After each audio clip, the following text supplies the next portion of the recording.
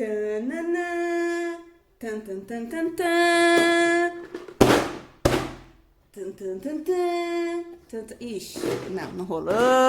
Eu não sei fazer esse som com a boca. Bom, mas enfim. Gente, só queria fazer isso pra gente iniciar essa aula de matemática de uma maneira um pouco descontraída, falando primeiro de aplicações da matriz, tá? Muitas pessoas que não gostam muito de matemática, mas utilizam nossos recursos, as nossas ferramentas para auxiliá-los.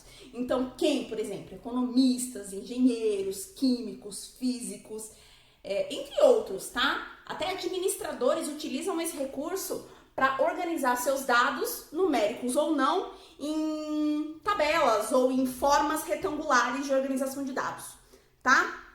Eu vou dar um exemplo agora. A matriz, por exemplo, ela é usada em criptografia. Ai, já escutei essa palavra em algum lugar, criptografia.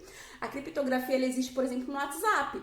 Quando eu envio uma mensagem para você, ela vai codificada e o receptor decodifica essa mensagem. Existe um criptógrafo, não sei se está certa essa palavra, mas ele trabalhava nessa parte de decodificação de mensagens na época da Segunda Guerra Mundial. É um matemático muito famoso chamado Alan Turing. E tem um filme dele que é... Achei aqui. O Jogo da Imitação, tá? É com o matemático Alan Turing. E ele era um criptoanalista. E na época da Segunda Guerra Mundial, ele foi chamado para trabalhar na parte de decodificação de mensagens que eram enviados por submarinos alemães. E ele era, nossa, inteligentésimo, só que ele tinha uma dificuldade, ele não conseguia trabalhar em equipe e ele teve que aprender a trabalhar. Bom, mas eu vou contar muita coisa porque quem quiser assistir aí fica a dica pra essa quarentena, tá bom? Além disso, essa parte de criptografia tem também outras profissões que utilizam esse recurso para facilitar o trabalho. Então, por exemplo, o ano passado eu apresentei as tabelas periódicas, que são também organizados os elementos químicos em linhas e colunas. E tem uma ferramenta da Microsoft que é o Excel, que hoje quem vai trabalhar aí nas empresas em geral tem que ter pelo menos uma leve noção de como trabalhar com Excel, né? Então, se eu for, por exemplo, lançar alguns dados numéricos e quero agrupá-los em linhas e colunas, eu estou utilizando o recurso da matriz, tá? Entre outras.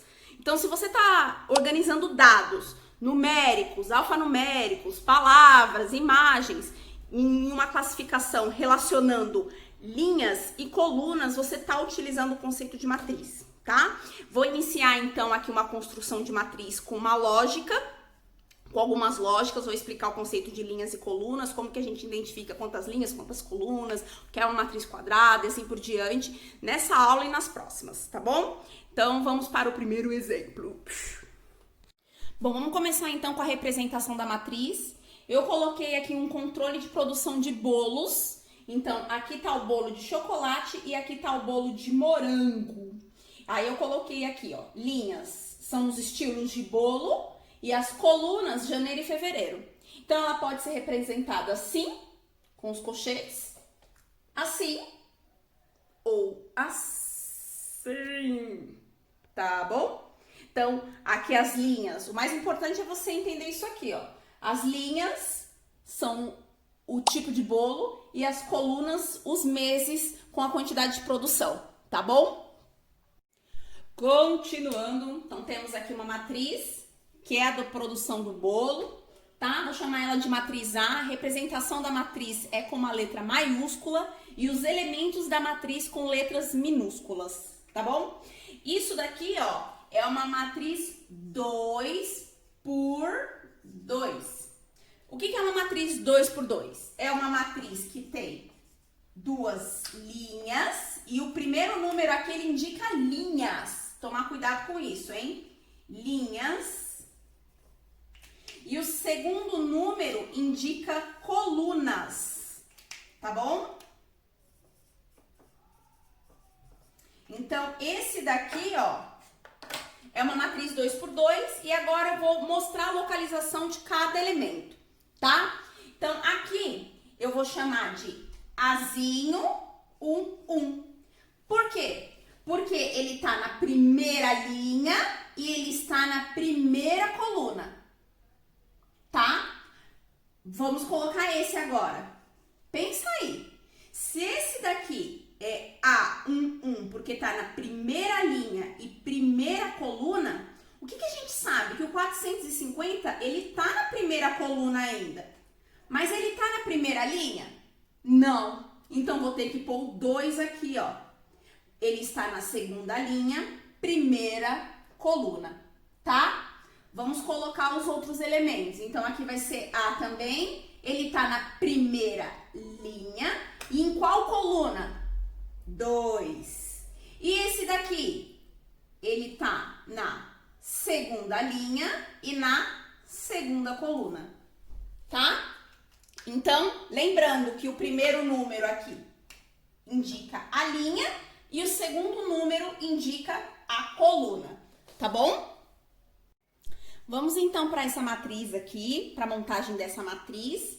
E a montagem dela tá baseada numa lei, tá? E qual é essa lei? Que eu vou ter que pegar, fazer 2 vezes I mais 3 vezes J, tá? O que é o I e o J? O I e o J é os números que ficam aqui dependendo da localização que ele está na matriz. Essa matriz é uma matriz 2 por 3. Então, o que significa uma matriz 2 por 3? É uma matriz que tem 2 linhas e 1, 2, 3 colunas, né? Então, eu tenho aqui esse elemento, esse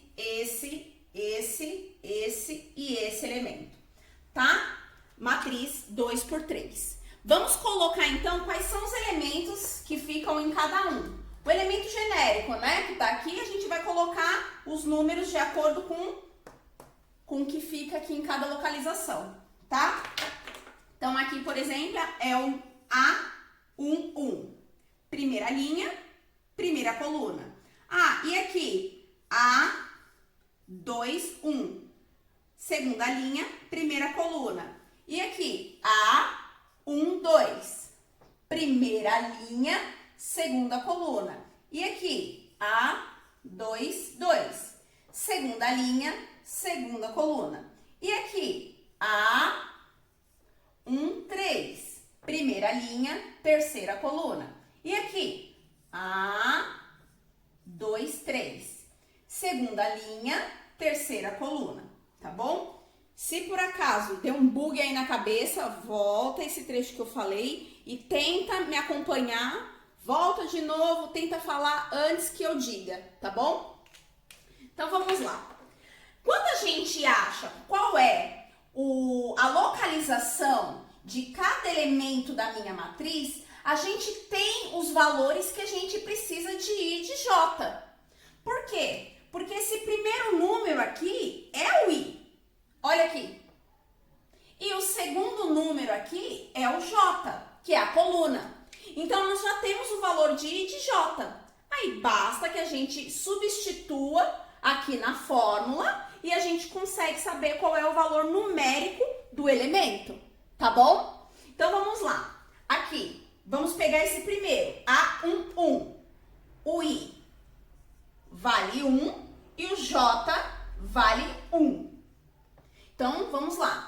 2 vezes, vou escrever. 2 vezes 1 mais 3 vezes 1. Só substituir o I por 1 e o J por 1, tá bom? Então, vai ficar 2 vezes 1, 2, mais 3 vezes 1, 3. 2 mais 3, 5.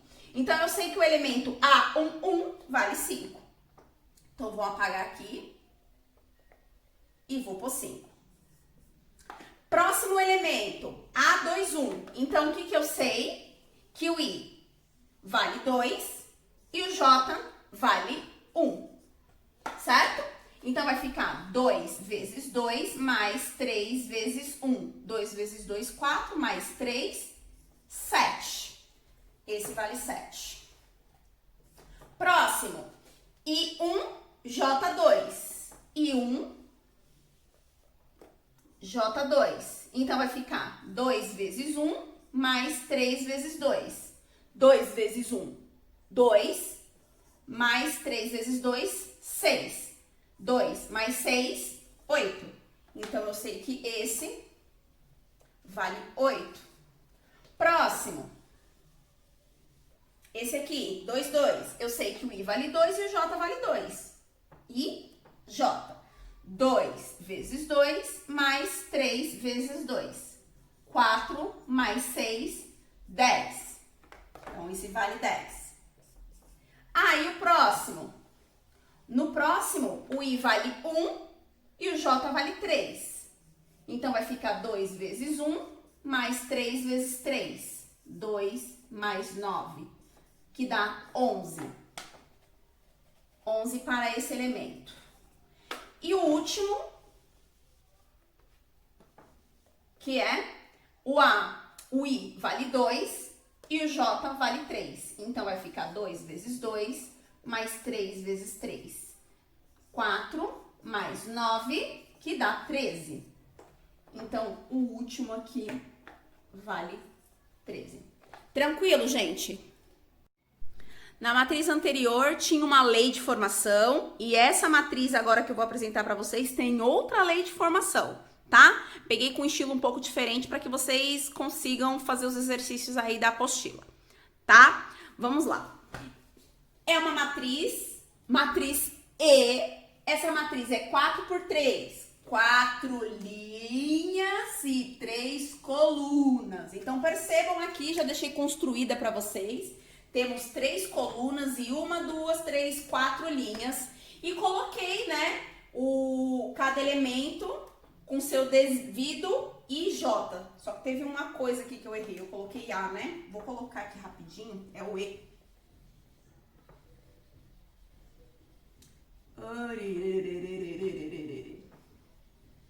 Tá? Aqui, ó. E e J, tá bom? Então, E,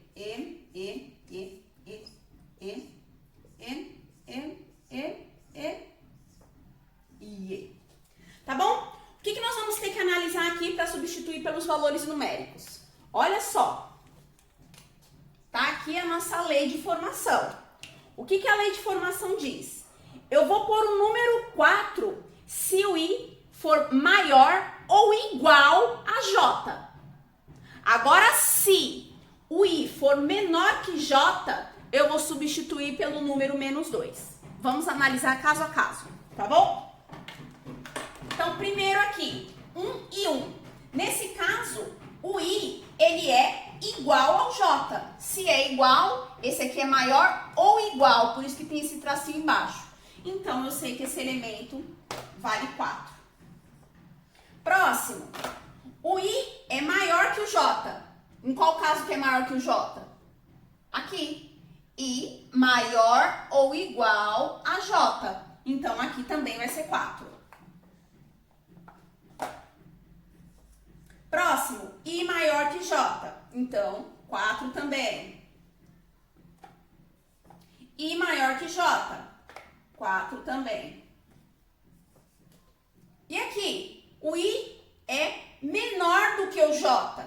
Então, se o I é menor que o J, então eu coloco menos 2. Aqui o I é igual ao J. 4. O I é maior que o J. 4. O I é maior que o J. 4. E aqui, o I é menor que o J. O I é 1, né? O J é 3. Menor que o J, menos 2. Aqui, o I continua menor que o J. Menos 2. Aqui, o I é igual ao J. Se é igual ao J, 4. E aqui, o I é maior que o J.